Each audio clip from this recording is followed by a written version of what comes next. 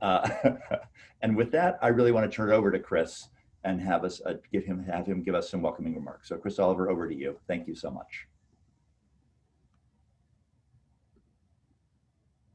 Okay, I think I'm unmuted. Somebody verify. You sound great. Perfect. All right, Patrick. Well, I'll try to be brief. I don't want anything to do with that shark. So I just want to take the opportunity to welcome everyone and thank you for your participation in this Synthesis of Science workshop. The number of people who have registered to participate is over 300, and I believe there's close to that number online right now. I think that's an incredible testament to the interest and importance of this issue. So welcome to everyone across whatever time zone you're in. I know, so good morning, good afternoon, or good evening, wherever you are. And, you know, we're all dealing with the new and unprecedented life and work challenges due to the COVID pandemic, and that includes holding major conferences and workshops virtually. We're getting pretty good at doing it, and the logistics and technical expertise that you are bringing to this one's very impressive. Having said that, I really look forward to the time when we can all meet in person again. In the meantime, I just hope everyone's healthy and safe.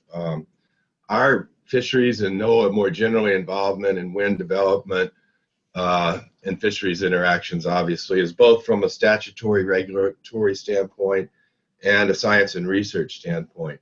We support the administration's efforts to advance offshore renewable energy, and we do that through our role in a number of regulatory and statutory processes.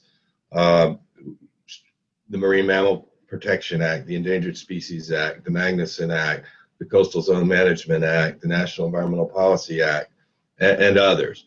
So, you know, we realize that this is a relatively new industry in the U.S. waters, and we still don't fully understand how offshore wind farms are going to impact fishing operations, our protected species, our essential fish habitat, and our ability to complete our own surveys and assessments.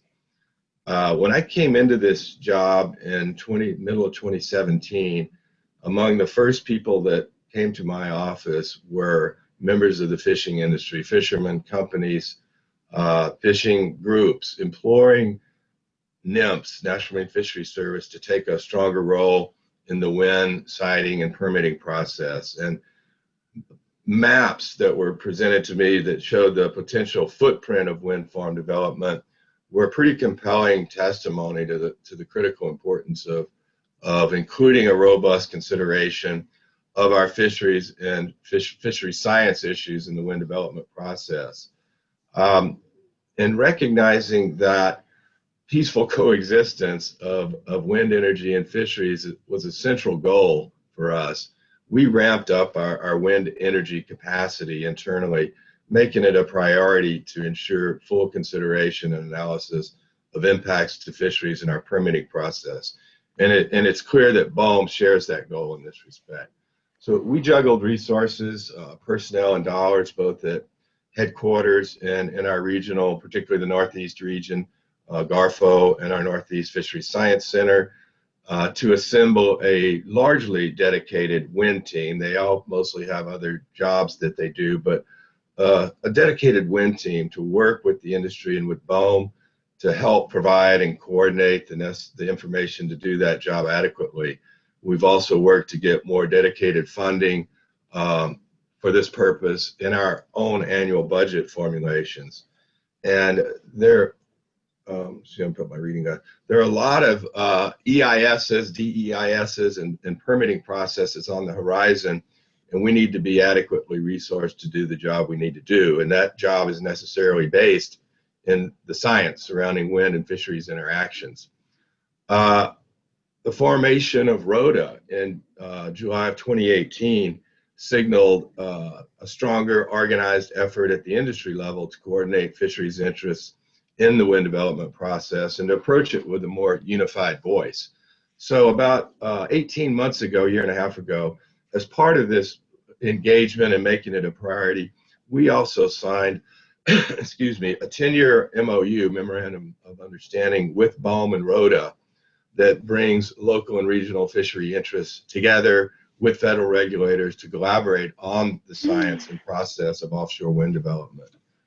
That agreement will help us implement our strategic goal. One of our overarching strategic goals is to maintain and maximize our fishing opportunities, but also while supporting responsible resource development. So this SOS workshop, I think, is really the biggest really tangible, visible manifestation of that MOU. And I want to thank Rhoda and BOEM for the partnership and for all the work that went into organizing this workshop. I look forward to the white paper that's ultimately planned to be developed from this workshop, probably next spring. That partnering with the agencies and with Rhoda ensures or helps ensure that industry perspectives can be more effectively integrated into the planning and development process. And it's essential for the wind developers, for the fishery managers, fishermen, fishery scientists to work together to try to identify, avoid, minimize, mitigate the impacts to our fisheries resources and the associated fishing communities, protected resources, and marine habitats that go along with that. I think that kind of collaboration through an effective regional research and monitoring program is going to help improve our understanding of the ecological, the economic, the social impacts, and that's going to help ensure that the best possible science and information are in fact used to inform the offshore energy development planning, siting, and permitting and operations. So I think agreements such as this, that's our MOU between BOEM and NIMS and Rhoda, promote that stakeholder communication and cooperation and collaboration, not just at a regional scale, but at a larger scale. And I think this workshop is a primary example of putting that communication, cooperation, and collaboration into practice. And so the issue of coexistence, this is a great opportunity. As Patrick said, we're not getting into policy and management and politics, but that the science surrounding this issue is part of that coexistence. And so it's not just an operational issue for fishermen, it's an issue for our own scientific mission, our surveys and et cetera. And so this would be a great step and an important step in understanding the impacts to all parts of our mission and into the fisheries that depend on us fulfilling that mission. I think that bringing all these parties together in the research, managing, and utilizing our trust resources, I know this workshop will help us better understand what we know, what we don't know, and importantly, what we need to know. So I encourage all of you to fully participate. I'm really pleased to see the interest and 300 something people online here. Share your insights and so we can include the best available information in the white paper that we hope to pull together out of this conference. Thank you. I see the shark coming. Thank you for your time and your willingness to participate. Special thanks to our NIMS Wind team at headquarters and at the region and center offices. I can't name everybody, Candace, Mike, John, Andy, others, to BOEM, Walter, you're going to hear from in a minute, and to Rhoda, Annie, Lane, Fiona, and their board, and to CBI. So I hope to join you at various times throughout the next 2 days. I won't be able to participate in all of the workshop, but I'll do so when I can. So have a great day and a great workshop. Thanks, everyone. Great, Chris, thank you so much. So appreciate it. And Walter, over to you. Thank you, Patrick. And on behalf of the Bureau of Ocean Energy Management and the Department of the Interior, thanks to all of you for joining us for the Fisheries and Offshore Wind Energy Synthesis of Science workshop. Just as Chris said a moment ago, I too am sorry that we can't all be together in person, as workshops like this are often most effective when we can all sit down together and bounce ideas off each other. But I am grateful that we do have the technology to be able to have effective virtual meetings to continue this important work. And I too hope that you and your families are all healthy and safe. As Chris mentioned, in March of 2019, NOAA Fisheries, the Responsible Offshore Development Alliance, and BOEM signed a 10-year memorandum of understanding. Among the goals of the MOU is to identify the most effective ways to bring fishing industry expertise and information into our planning and development processes for offshore wind, and to develop a collaborative regional research and monitoring framework to ensure decisions are based on the best available science. And that, of course, is the reason you're all here today. This workshop is a direct result of that collaboration. And I'd like to thank our colleagues at Rhoda and NOAA Fisheries for all the work that's gone into making this event come off, and I'm sure it's going to be a big success. This workshop is designed to enhance our understanding of existing science and data gaps related to interactions between offshore wind energy and fisheries in the Atlantic. It is essential for ensuring the successful coexistence of ocean industries on the outer continental shelf, and we look forward to continuing our work with NOAA and Rhoda under this agreement as we work to achieve responsible offshore resource development.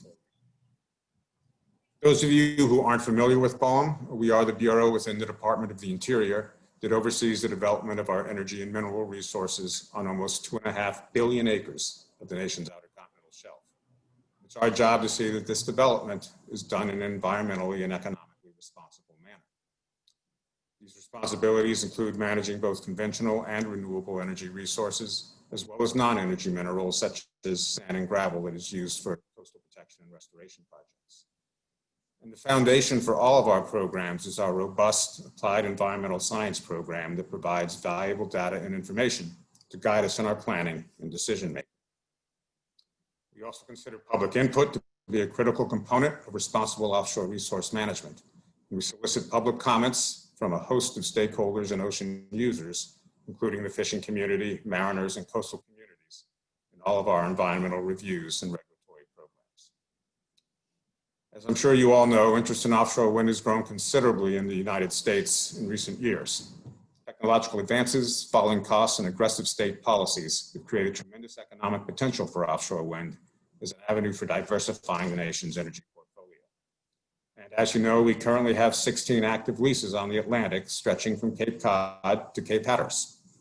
As developers work on designing their projects and as we review their construction and operations plans, it's vitally important that we use the best available information in our reviews. The work you will do over the course of this workshop will help ensure that we grow our base of sound scientific information to help guide our decisions. And while the focus of this workshop is on the Atlantic, I do want to note that we are actively working in the Pacific as well with our federal partners, the states of California, Hawaii, and Oregon, other users of the ocean, including the fishing community, as well as the public, to identify possible future wind lease areas. And we certainly will welcome discussions like this workshop in our Pacific region as we move forward there. Turning back to the Atlantic, I do want to note one particular milestone that was achieved recently, and that is the installation of the Coastal Virginia Offshore Wind Project, or CVOW, in which 2 wind turbines were placed off the Virginia coast this summer and are now operating and generating power, making them the first wind turbines in federal waters in the United States. It's important to note that BOEM-funded scientists were on the water studying the environmental effects of the CVOW project construction and installation in real time.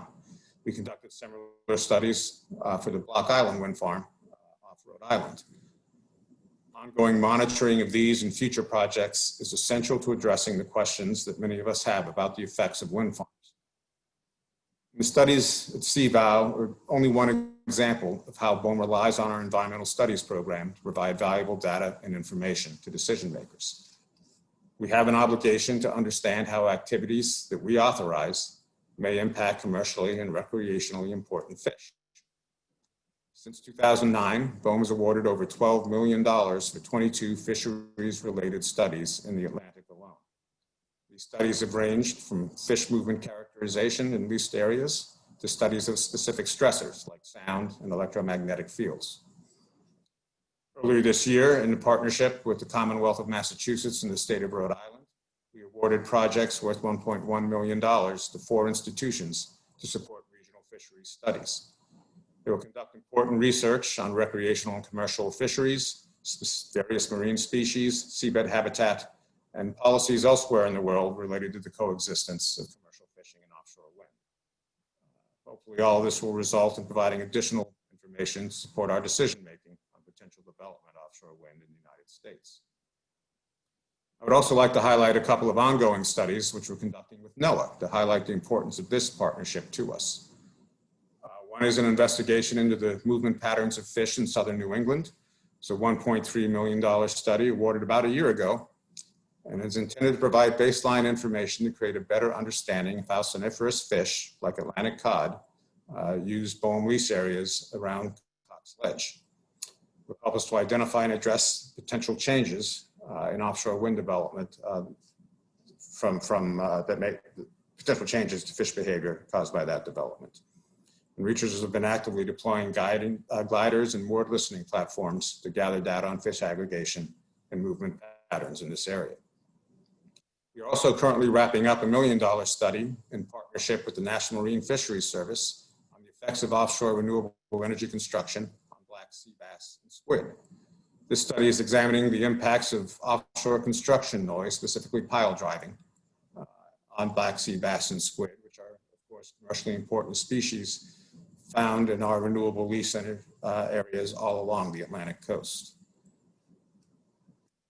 The researchers are using controlled exposure studies and laboratory testing to evaluate behavioral and physiological effects of sound on these species, and we expect to be able to release study findings in the spring. So these are just a couple of examples of how working together, stakeholders and federal regulators can and will compile, develop, and deliver the best available science products and information for decision making. These decisions are aimed at making sure any offshore wind projects are done right, and by that, I mean we want offshore wind projects, commercial fishing, and maritime navigation all to be successful, and we don't want unexpected environmental consequences.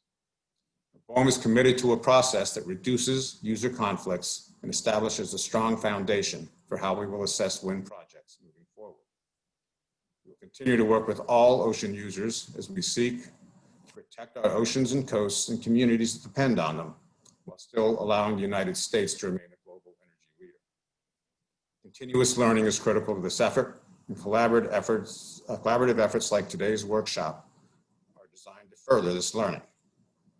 Your input over the course of this workshop will identify science priorities that will help us ensure the success of all ocean industries. And so I'd very much like to thank you for your participation, and I very much look forward to provide in the way of a white paper to the workshop. Thank you very much.